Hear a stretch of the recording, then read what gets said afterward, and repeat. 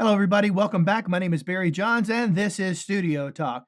Today, I'm going to tell you why Pro Tools is a freaking nightmare on Monterey on the new M1 Pro and M1 Max laptops that just recently came out. They just came out. I can't even speak basic English, but regardless, let's get to it.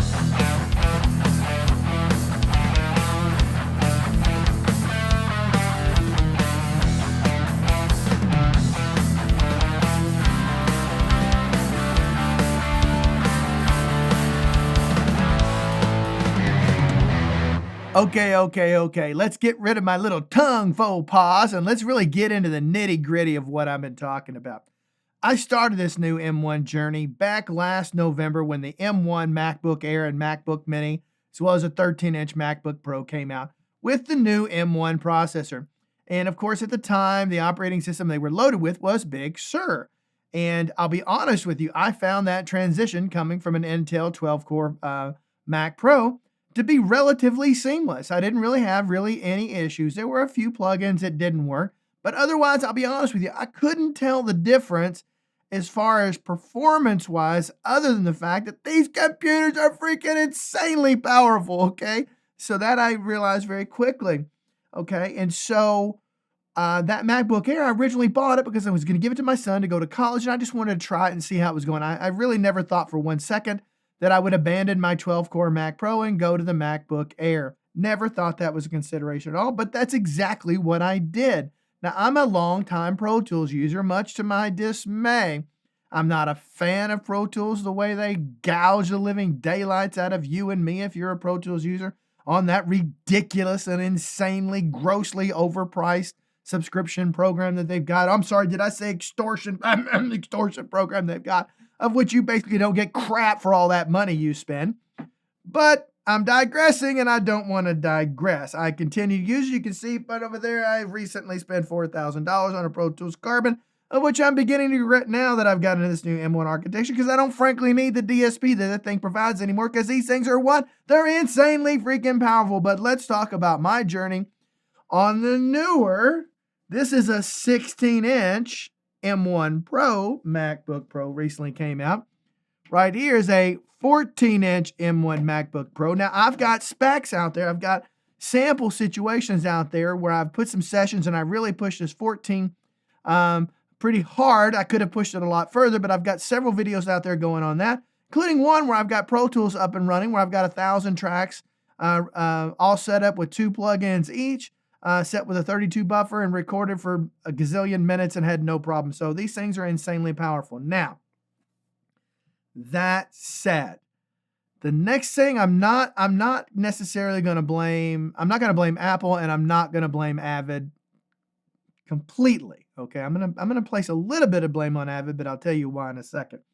The problem, as far as I can discern, I trying to get Pro Tools set up on both of these M1 Pros, I'm going to tell you, was a hassle. It was literally an all-day affair. No joke. No freaking joke. It took literally all day to get Pro Tools working, and all it took was just one little plugin to screw it all up. Here's the crux of the whole thing. I didn't have these problems with Big Sur. Didn't have these problems with the M1 processor. Can't imagine going from M1 to M1 Pro is going to make any difference processor-wise. So the only common denominator I can figure out that causes a massive problem with Pro Tools on these new M1 Pros is Monterey. Okay, and so that's why I can't blame anybody to a certain degree on that. Simply because it's a brand new operating system, and when I first looked at it, I thought, well, this is fairly insignificant. This doesn't seem to be any big change from Big Sur to Monterey, but apparently under the hood, there's a lot of new crap going on, okay? So I'm going to tell you right now, I got some of my plugins work. Like I could get BrainWorks and SoftTubes, most of their plugins to work, although some of them will not work on it. Slate Digital, none of it. Ironically, half of Avid's own plugins I can't get to work on these new machines. And this is literally deleting all of the plugins, moving them over off to a folder on my desktop, and one by one dragging them back over. Wanted to drag one over, launch Pro Tools. Did that cause Pro Tools to hang up? No. Drag another one over. Did that cause Pro Tools to hang up? No. Drag another one. Did that cause Pro Tools to hang up? It crashed like crazy, wouldn't get anywhere. Okay, put that in the unused plugin category.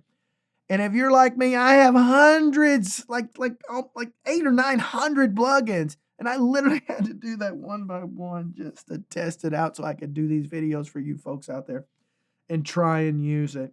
And so if you're a Pro Tools user and you think you're going to go out and buy one of these incredibly powerful M1 Pros or M1 Maxes, be prepared for a lot of headache because you're going to have all kinds of problems. And I think we're months and months and months and months away from getting all that ironed out, okay?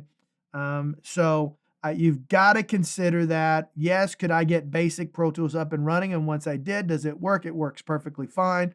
Pro Tools itself doesn't have a problem. Again, this is issues with other plugin manufacturers that you're going to use, and mostly Monterey. Now, here's where I've got a problem with Avid in this, and it's the only DAW manufacturer that literally gouges the living daylights out of its customers and makes them pay a ridiculous annual fee just for the quote-unquote right to use a DAW that's no better or no worse than any other DAW out there, okay? Here's the problem I've got, okay? The others, you just pay an annual, you pay whenever they've got a new upgrade, you pay whatever that is, and the cost is typically marginal. If you want to skip it, you skip it, and you wait till they come out with an update or features that come up to you like. Yeah, maybe if you skipped a couple, you're going to pay a little bit more, but not much more. Well, Avid doesn't do business that way. Avid still thinks they're the freaking king of the hill, and they ain't been the king of the hill. Hell, they're not even at the bottom of the hill anymore in most people's minds, but they still haven't woken up from their dream that turned into a nightmare for them. But if you're going to pay that much money, I mean, every year, if you're going to pay that much money to use that DAW, then that damn company had better darn well get out there and get their butt into gear and having their DAW work as soon as this stuff is released, because that's what you should be paying for, okay? These rest, I don't hold accountable to that because they're not gouging you like that. But if you're in Pro Tools, avoid these new computers like the plague. Just avoid them. If Avid can't even get their own basic plugins or their pro bundle plugins that come, especially when you have a Carbon or Pro Tools Ultimate, they typically come with that. And of course, you can pay for them on your own if you want to, but those freaking things can't even work, okay? All this worked fine on Big Sur and the new MacBook Air. If you want to dip your toes into the MacBook Air or the Mac Mini, which with both of those, you can at least, if it ships to Monterey, you can backdate it and get back and get Big Sur in there. Might be a little pain in your butt, but you can do it. But you cannot do that with these. You cannot do it because the way Apple works is the whatever operating system a computer ships with, that is the least operating system you'll ever be able to use on that computer, which means you can't take this and go back to Big Sur. If you could, I would, okay? Now, I'm going to weather the storm. I'm going to deal with it because that's a situation that I'm in. But for those of you out there considering this, I think you really need to seriously think about this. My advice to you, if you're going into Pro Tools world, forget it. Now, if you're on other DAWs and you want to use Slate plugins, most of them simply do not work on Monterey. So understand that. But they say that on their website, okay? If we've been doing this a long time, most of us know that we really need to stay where we've got a working operating system, and stay there. And for the most part, we can manage that, no problem. The only problem that comes in is when you buy a new freaking computer and sometimes you just don't have a choice, okay? Because I do things outside of this. It's not just audio, AKA you're watching this ugly face spew a bunch of stuff right now that's got to be edited, and it's 4K video, okay? And by the time I do LUTs and all these other things on top of it, yada, yada, yada, yada, that you got to do to your video to have it turn out good, okay? It requires a faster computer. Now, I could get that done on the MacBook Air too, but I digress. These things are powerful. They're great. I love these new computers. They're insanely powerful, but then again, they may be too powerful for what you need, and I've got another video on that. Go watch that where I really debate the issue of whether a MacBook Air or a Mac Mini is not the best choice for now versus just jumping into these new M1 and M1 Pros and M1 Maxes, okay? So kind of keep all that in mind. But here's the bottom line.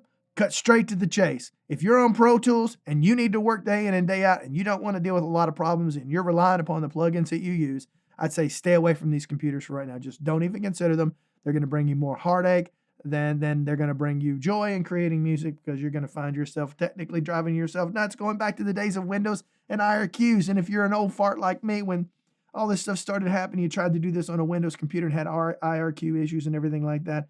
That was a pain in the butt. But today, thank God, Windows computers are absolutely phenomenal for digital audio workstations as well as other things, and hold their own equally well, and in some situations probably even better than a Mac. So anyway, keep that in mind. If you're on Pro Tools, here's the deal. But Avid, get your head out of your butt. If people are giving you that much money annually, you'd better darn well get your stuff updated, because you have no excuse, because you have ripped off all of your customers for years now, and it's about time you pony up. There, I said it.